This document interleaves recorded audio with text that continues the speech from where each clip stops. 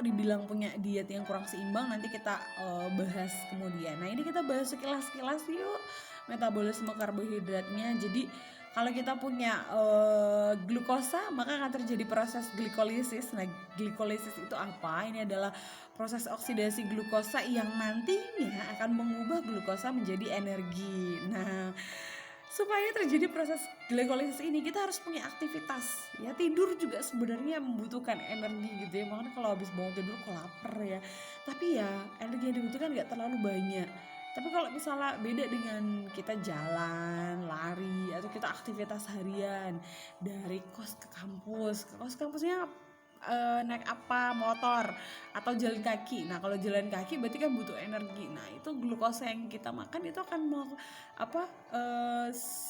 akan terolah menjadi energi kayak gitu. Kalau nggak tanggung jawab glukosanya kita dari karbohidrat yang kita makan, glukosanya nggak jadi apa-apa gitu ya jadi energi tapi energinya nggak dipakai kayak gitu, akhirnya ditumpuk deh jadi lemak ya. Terus ada proses glikogenesis. Nah, glikogenesis itu adalah sintesis glikogen dari glukosa. Nah, glikogen ini adalah gula otot. Terkenalnya begitu, tapi sebenarnya itu juga ada di dalam hati. Nah, kalau nanti kalian kalau kalian sih umurnya masih muda-muda gitu ya. Jadi kalau masih usia muda 20 tahunan atau di bawah 20 tahun, massa otot itu masih besar. Artinya kalau kalian konsumsi karbohidrat banyak-banyak pun itu kemungkinan untuk jadi lemaknya sedikit, lebih ke akan jadi massa otot. Tapi nanti memasuki usia 20-an menuju 30, massa otot itu akan semakin berkurang. Di mana akibatnya atau efeknya ketika makan karbohidratnya sama nih kayak zaman umur 18, umur 20, umur 21 makan karbohidratnya sama, itu efeknya akan beda ke tubuh. Jadi tubuhnya jadi cepet gemuk. Kenapa? Karena massa ototnya berkurang, maka pilihan tubuh untuk mengubah glukosa yang nggak dipakai itu menjadi bukan jadi gula otot tapi jadi apa? Jadi lemak gitu ya. Oke. Ini ibu gak bahas mendalam sekali ya. Jadi ini ibu hanya akan cerita ini adalah glukosa yang kemudian nanti dia akan saling berikatan seperti ini ya, menyusun glikogen. Jadi dari awalnya glukosa ya. Kemudian ada glyconolysis, ini adalah proses pemecahan glikogen. Nah, jadi kalau misalnya nanti kita dapat gula otot, nah maka nanti kita bisa dapat energi bagi otot ini gitu. Makanya paling bagus tuh ngebentuk badan ideal itu di usia-usia muda saat masa otot lagi gede-gedenya gitu. Makin tua makin susah ya membentuk otot itu. Jadi butuh workout yang lebih lagi gitu ya. Oke, nah ini kenapa sih Bu kok kayak di skip nggak dibahas ya? Memang karena kita tujuannya nggak sampai yang tahu detail sekali. Ini nggak ibu bahas terlalu detail. Kita hanya tujuannya supaya tahu glukosa itu kemudian diapain aja di dalam tubuh. Tadi glikolisis itu diubah jadi energi, ya. Glikogenesis itu berarti untuk menghasilkan glikogen, terus glikogenolisis itu untuk memecahkan glikogennya gitu ya, untuk dapat energi bagi otot. Terus ada HMP-san ya, ini adalah proses untuk mengubah ya si glukosa ini gitu ya menjadi bentuk energi. Jadi bentuk energi sih, tidak menjadi bentuk energi maksudnya ya. Ini adalah oksidasi glukosa. Nah ini prosesnya terjadi di mana saja? Terjadinya di hati dan terjadi di jaringan lemak, terjadi di kelenjar korteks adrenal ya, terjadi di kelenjar tiroid, terjadi di sel darah merah, eritrosit, dan kelenjar mamai atau laktasi ya. Jadi ini adalah proses oksidasi glukosa ya, yang tujuannya bukan untuk menghasilkan energi tapi nanti dia membantu jaringan-jaringan ini. Nah kalau di korteks adrenal sendiri itu berarti dia akan membantu ini ya, sistem saraf kayak gitu. Nah, untuk eritrosit sendiri sebenarnya untuk yang HMP ini untuk makanan untuk si sel gitu ya. Oke, nah bagaimana tentang glukosa darah? Jadi kalau kita konsumsi karbohidratnya banyak, terus kan banyak yang akan berubah jadi glukosa nih. Nah, maka glukosa itu nantinya di hati dan otot diubah jadi glikogen.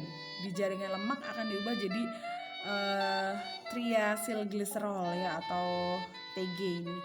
Nah, sumber dari glukosa darah sendiri adalah atau gula darah ini itu adalah karbohidrat yang kita makan, kemudian hasil glikogenesis yang ada di hati ya, di hepar, dan gluconeogenesis. Nah, glukosa di dalam darah ini benar-benar harus diatur keberadaannya. Nah, hormon yang mengatur glukosa darah itu adalah insulin ya. Kemudian ada hormon dari kelenjar hipofisaria ya, growth hormone. Kemudian ada hormon dari kelenjar medula adrenal, itu ada epinefrin dan glukagon. Nah, insulin ini sendiri itu adalah yang paling krusial mengatur glukosa dalam darah ya. Pada orang-orang yang diabetes, produksi hormon insulinnya itu enggak sebanding dengan keberadaan glukosa dalam darahnya. Jadi hormon insulin ini nanti akan keluar ya menyesuaikan jumlah glukosa di dalam darah gitu.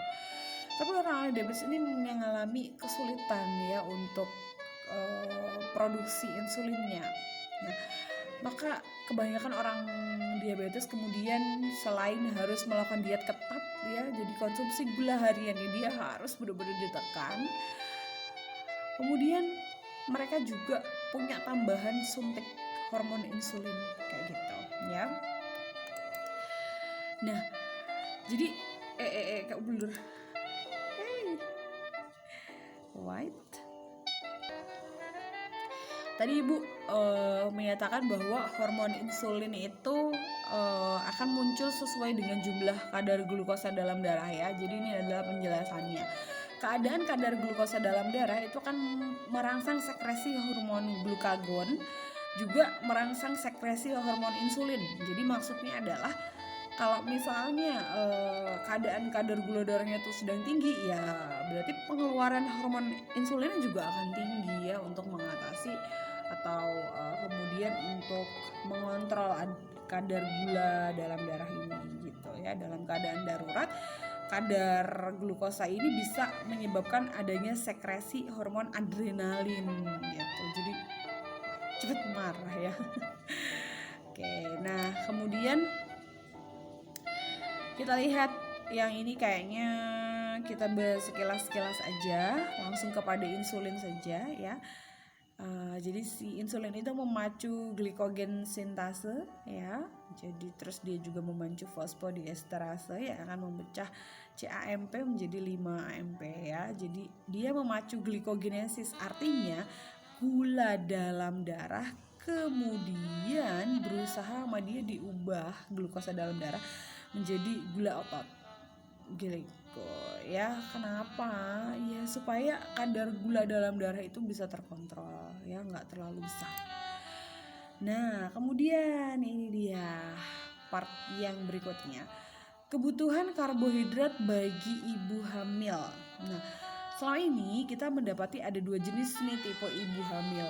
Ada ibu hamil yang merasa ketika dia hamil, oh kan yang makan berarti 2 ya, saya dan bayi saya. Berarti saya akan makan 2 kali lipat dari orang biasanya. Jadi nasi biasa 1 piring jadi 2 piring.